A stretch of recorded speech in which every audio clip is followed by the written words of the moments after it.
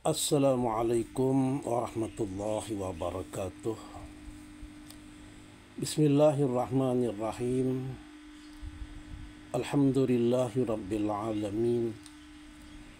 Wassalatu wassalamu ala sayyidina wa habibina Muhammadin wa ala alihi wa ashabihi ajma'in. Amma ba'du. Kaum muslimin dimanapun saja berada, hanya ada dalam Al-Quran saja yang menjelaskan tentang tujuan hidup, sehingga disebutkan wa minhum may yaqulu rabbana atina fid dunya hasanah wa fil akhirati hasanatan wa qina azabannar.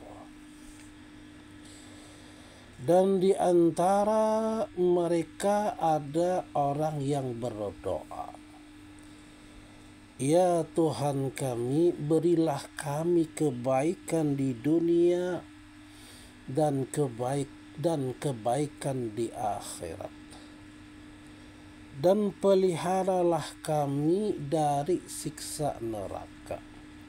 Surah Al-Baqarah ayat 201. Orang yang berdoa untuk memohon kebaikan di dunia dan di akhirat itulah yang dipuji oleh Allah. Kebaikan itu ialah kebahagiaan. Jadi kebaikan dunia dan akhirat itu adalah kebahagiaan sejak di dunia hingga di akhirat kelak. Orang yang memohon kebahagiaan dunia dan akhirat itulah yang dipuji oleh Allah Subhanahu wa ta'ala, karena sesuai dengan perintahnya. Wabtaghi fima ataakallahu daral akhirah wala tansa nasibaka minad dunya wa ahsin kama ahsanallahu ilaika wala tabghil fasada fil ard innallaha la yuhibbul mufsidin. Dan carilah pada apa yang telah dianugerahkan Allah kepadamu, kebahagiaan negeri akhirat, dan janganlah kamu melupakan bahagianmu dari kenikmatan duniawi, dan berbuat baiklah kepada orang lain sebagaimana Allah telah berbuat baik kepadamu. Dan janganlah kamu berbuat kerusakan di muka bumi. Sesungguhnya Allah itu tidak menyukai orang-orang yang berbuat kerusakan. Al-Quran Surah Al-Qasas ayat 77. Jadi ada terkandung di ayat ini.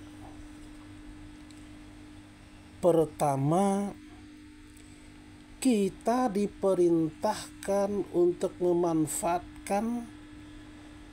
memanfaatkan semua karunia Allah pada kita,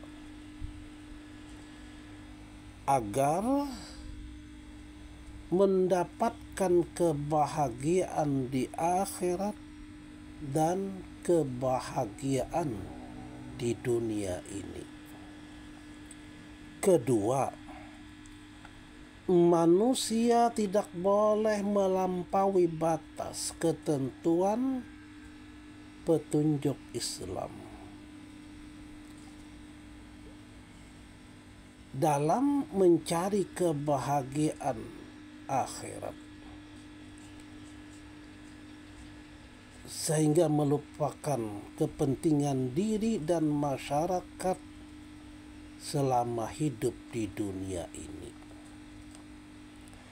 Adapun yang ketiga, caranya adalah dengan berlaku baik terhadap sesama manusia dan tidak berbuat kerusakan di bumi.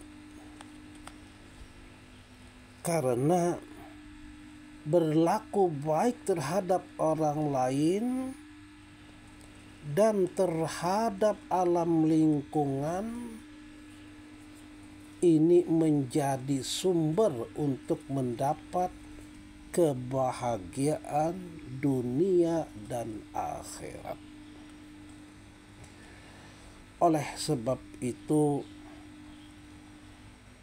hanya dengan berpedoman pada Al-Quran dan Sunnah saja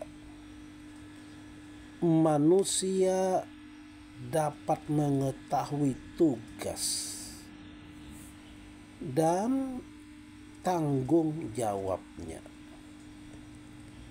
sesuai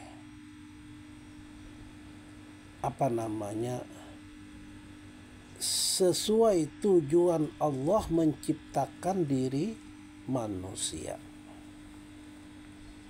Ingat bahwa tujuan Allah Subhanahu wa ta'ala menciptakan manusia adalah untuk menghambakan diri kepadanya, yang dalam istilah populer untuk beribadah kepadanya.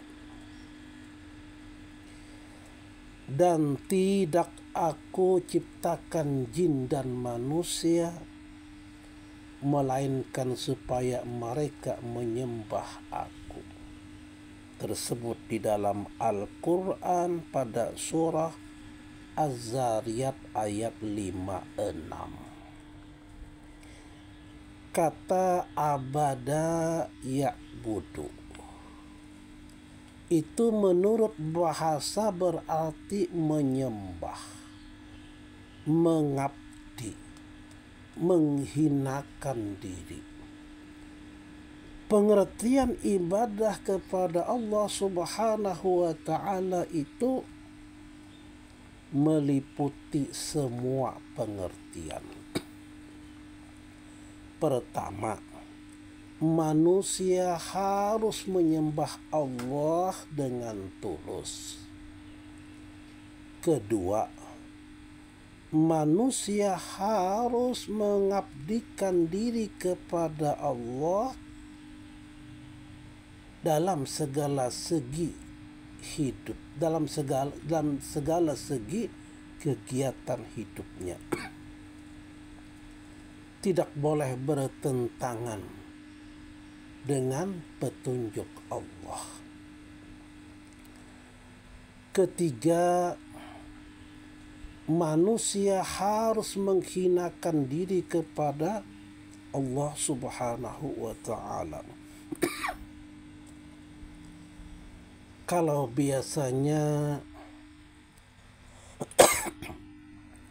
biasanya kepala sebagai anggota badan yang merupakan lambang kesombongan manusia itu harus diletakkan sejajar dengan kaki. Paling sedikit 17 kali dalam sehari semalam disujudkan kepada Allah Subhanahu wa ta'ala. Mudah-mudahan apa yang disampaikan ini bermanfaat. Jadi sengaja kita mengambil tema yakni tujuan hidup. Wabillahi taufiq wal hidayah. Assalamualaikum warahmatullahi wabarakatuh.